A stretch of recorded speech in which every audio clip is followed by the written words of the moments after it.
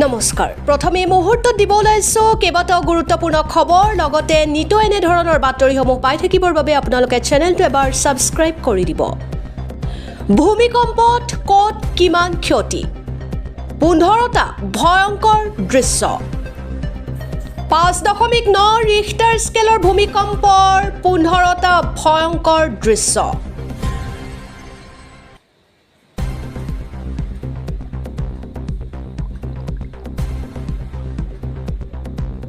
ভূমিকম্পত ক'ত কিমান ক্ষতি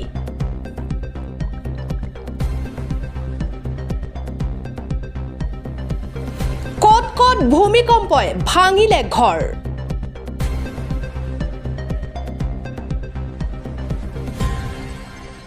ভূমিকম্পৰ অভিকেন্দ্ৰ আছিল ঢেকিয়াজুলিৰ পৰা 16 কিলোমিটাৰ নিলগত 5.9 ৰিখটাৰ স্কেলৰ ভূমিকম্পৰ 15টা ভয়ংকৰ দৃশ্য আমি দেখুৱাই আছো আৰু ইয়াৰ পিছতে আগবাঢ়িছো আমি পৰৱৰ্তীটো খবৰলৈ ৰাজ্যত একেৰাহে কেইবাটাও আফটাৰ শ্বক ৰাজ্যবাসীক সজাগ হোৱাৰ আহ্বান মুখ্যমন্ত্ৰীৰ ৰাজ্যত ইটোৰ পিছত আফটাৰ শ্বক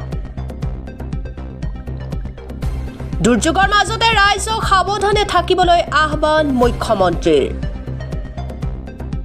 সক্ৰিয়ভাৱে পৰিস্থিতিৰ ওপৰত নজৰ ৰখাৰ আহ্বান ৰাইজক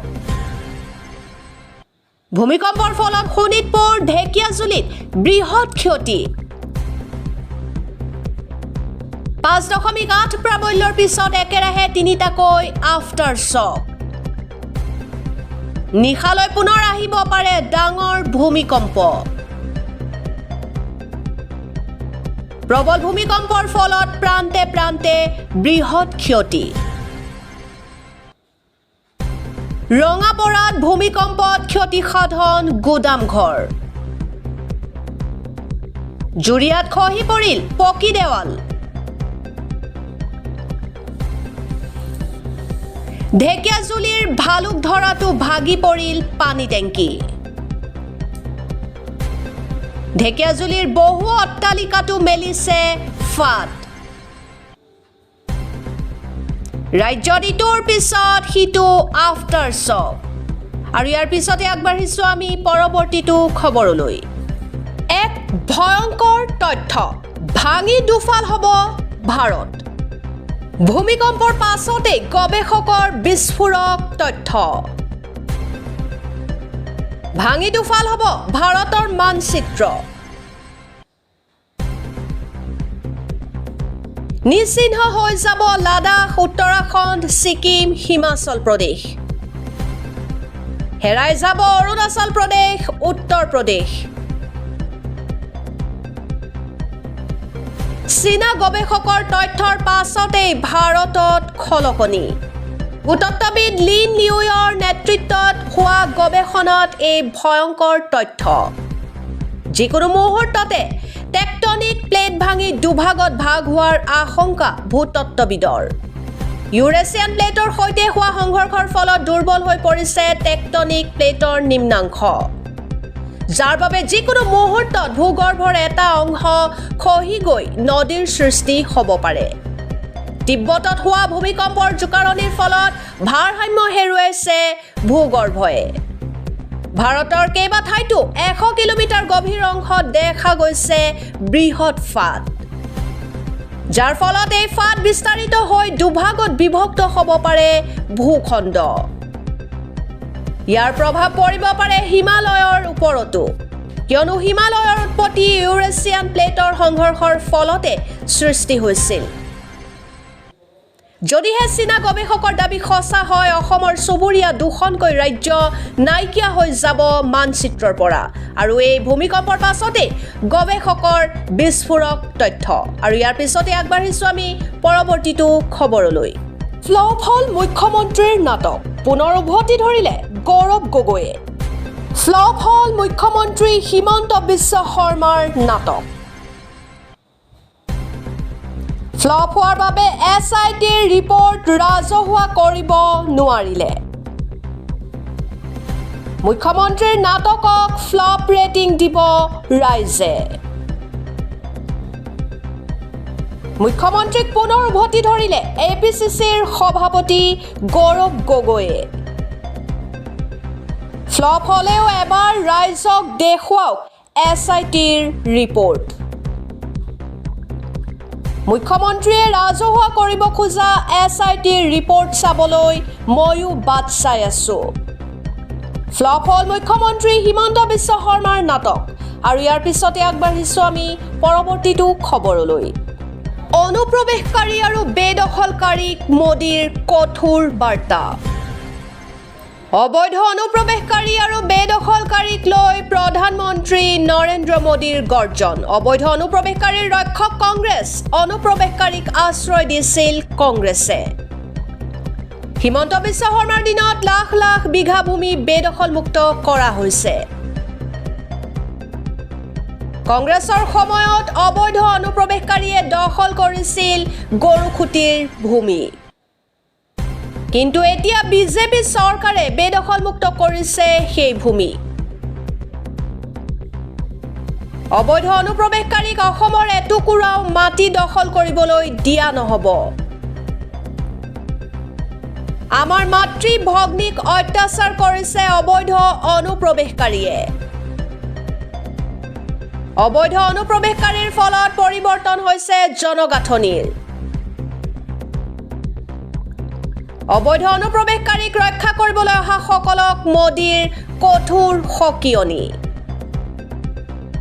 সাহস আছে যদি আমাৰ লগত প্ৰতিযোগিতা কৰি চাওক সেই সকলে অবৈধ অনুপ্ৰৱেশকাৰী আৰু বেদখলকাৰীক লৈ প্ৰধানমন্ত্ৰী নৰেন্দ্ৰ মোদীৰ গৰ্জন আৰু ইয়াৰ পিছতে আগবাঢ়িছো আমি পৰৱৰ্তীটো খবৰলৈ দেশৰ 20 কোটি মুছলমানৰ বাবে ডাঙৰ খবৰ ৱাকফ সংশোধনী আইনক লৈ মুছলমানৰ আশাৰ ৰেঙনি কাইলৈ সৰ্বোচ্চ ন্যায়ালয়ে দিব অন্তৱৰ্তীকালীন আদেশ ৱাকফ সংশোধনী আইনক লৈ আহি গ'ল ডাঙৰ খবৰ 15 ছেপ্টেম্বৰত অন্তৱৰ্তীকালীন আদেশ জাৰি কৰিব উচ্চতম ন্যায়ালয়ে তিনিটা মূল বিষয়ৰ ওপৰত ভিত্তি কৰি প্ৰদান কৰিব এই আদেশ ৱাকফ সংশোধনী আইনক লৈ 22 মে জাৰি কৰা হৈছিল স্থগিতাদেশ মুখ্য ন্যায়াধীশ বিআৰ গাভাই বিচাৰপীঠে গ্ৰহণ কৰিছিল শুনানি ৱাকফত অন্তৰ্ভুক্ত হোৱা সম্পত্তি চূড়ান্ত শুনানি নোহোৱালৈ ডি নটিফাই কৰাক লৈ আদেশ জাৰি কৰিব ন্যায়ালয়ে মুখ্য ন্যায়াধীশ বিআৰ গাভাই বিচাৰপীঠে গ্ৰহণ কৰিছিল শুনানি ৱাকফ সংশোধনী আইনক লৈ আহি গ'ল ডাঙৰ খবৰ 15 ছেপ্টেম্বৰত অন্তৱৰ্তীকালীন আদেশ জাৰি কৰিব উচ্চতম ন্যায়ালয়ে তিনিটা মূল বিষয়ৰ ওপৰত ভিত্তি কৰি প্ৰদান কৰিব এই আদেশ ৱাকফ সংশোধনী আইনক লৈ 22 মে জাৰি কৰা হৈছিল স্থগিতাদেশ আৰু ইয়াৰ পিছতে আগবাঢ়িছো আমি পৰৱৰ্তীটো খবৰলৈ বিজেপিৰ কাৰণে টকা ডাঙৰ নে দেশ পাকিস্তানৰ জঘন্য কাণ্ডৰ পাছতো ক্ৰিকেট মেচ কিয় পাকিস্তানৰ জঘন্য কাণ্ডৰ পাছতো ক্ৰিকেট মেচ কিয় বিজেপিৰ কাৰণে টকা ডাঙৰ নে দেশ ডাঙৰ এক ভক্তিৰ ডাঙৰ কথা কোৱা বিজেপিৰ এই স্থিতি কিয় আল্লাহে আন ধৰ্মৰ লোকক আঘাত কৰিবলৈ শিকোৱা নাই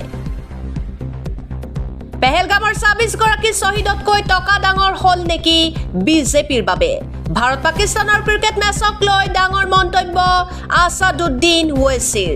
পাকিস্তানৰ জঘন্য কাণ্ডৰ পাছতো ক্ৰিকেট মেচ কিয় বিজেপিৰ কাৰণে টকা ডাঙৰ নে দেশ ডাঙৰ আৰু ইয়াৰ পিছতে আগবাঢ়িছো আমি পৰৱৰ্তীটো খবৰলৈ প্ৰধানমন্ত্ৰীৰ অসম ভ্ৰমণৰ সময়তে 40 লাখ মহিলালৈ ডাঙৰ খবৰ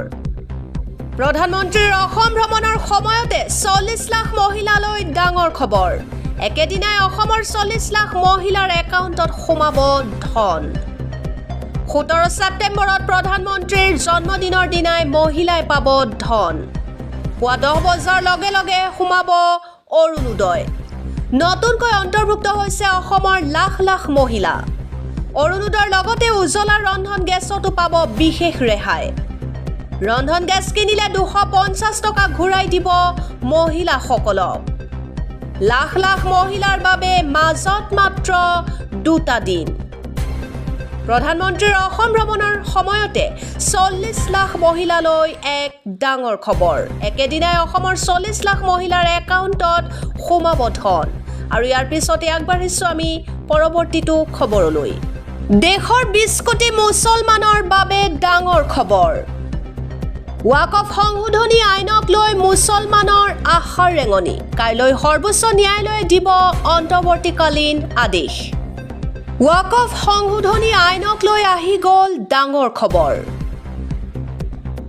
15 ছেপ্টেম্বৰত অন্তৱৰ্তীকালীন আদেশ জাৰি কৰিব উচ্চতম ন্যায়ালয়ে।